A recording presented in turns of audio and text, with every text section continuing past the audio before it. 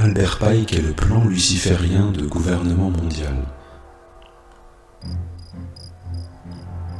La lettre du général Albert Pike à Giuseppe Mazzini du 15 août 1871 fut révélée par le commodore William Guy Carr 1895 à 1959 dans son livre Pawns in the Game, des pions sur l'échiquier. Édition canadienne éditée en 1954 par la National Federation of Christian Laymen. Cet officier de marine canadien faisait partie de l'équipe formée par l'amiral britannique Sir Barry Domville, ancien chef de la Naval Intelligence, retraité en 1936 et plus tard incarcéré par William Churchill comme antibelliciste. Celle-ci traite du schéma crise, guerre, révolution des trois guerres mondiales suivies des trois grandes révolutions qui doivent marquer le XXe siècle. L'objectif recherché derrière la mise en œuvre de trois guerres mondiales. Jean Lombard, historien, écrivait en 1984 « Si l'on permet le déclenchement de la Troisième Guerre mondiale, la dévastation sera si considérable que les internationalistes en arriveront à prétendre que seul un gouvernement mondial, soutenu par une force de police internationale, permettra de résoudre les différents problèmes nationaux et internationaux, rendant impossible de nouvelles guerres. » Cet argument paraîtra logique à de nombreuses personnes. La face cachée de l'histoire moderne, page 553. Oui, tout le plan vise cet unique objectif. Imposer un nouvel ordre mondial avec sa religion universelle, le culte de Lucifer.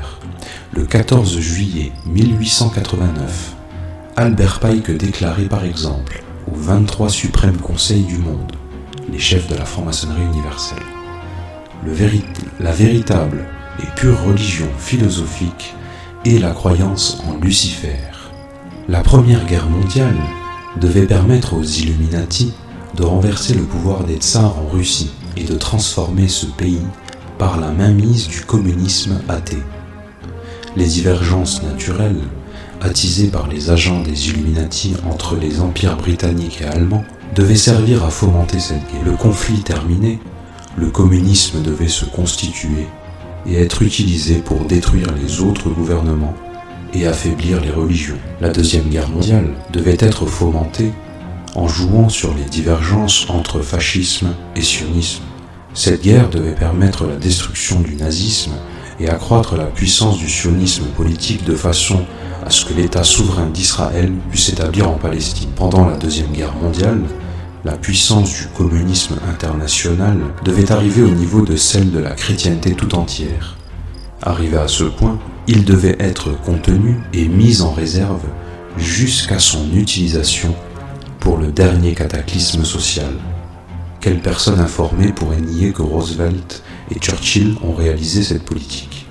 La Troisième Guerre mondiale doit être fomentée en utilisant les divergences que les agents des Illuminati attiseront entre les sionistes politiques et les dirigeants du monde musulman. La guerre doit être menée de telle manière que l'islam, le monde arabe, y compris la religion de Muhammad, et le sionisme politique, y compris l'État d'Israël, se détruisent mutuellement. Dans le même temps, les autres nations, une fois de plus divisées entre elles à ce propos, seront forcées de se combattre jusqu'à un état d'épuisement complet, physique, moral, spirituel et économique. Quelle personne impartiale et raisonnable pourrait nier que les intrigues en cours au Proche, au Moyen-Orient et à l'Extrême-Orient ne préparent pas à la réalisation de ce dessein infernal? Le 15 août 1871, Pike disait à Mazzini qu'après la Troisième Guerre mondiale, ceux qui aspirent à dominer le monde, sans conteste, provoqueront le plus grand cataclysme social que le monde ait jamais connu. Nous citons ses propres termes, empruntés à la lettre cataloguée au British Museum Library à Londres. Nous lâcherons les nihilistes et les athées et nous provoquerons un formidable cataclysme social qui, dans toute son horreur, montrera clairement aux nations les effets d'un athéisme absolu, origine de la sauvagerie et du plus sanglant chambardement. Puis tous les citoyens, obligés de se défendre eux-mêmes contre la minorité révolutionnaire mondiale, extermineront les démolisseurs de la civilisation, et les masses déçues par la chrétienté, dont les esprits déistes seront à partir de ce moment sans boussole, à la recherche d'un idéal, sans savoir vers quoi tourner son adoration, recevront la vraie lumière grâce à la manifestation universelle de la pure doctrine de Lucifer, enfin révélée aux yeux de tous, manifestation qui suivra la destruction de la chrétienté et de l'athéisme, simultanément soumis et exterminés en même temps.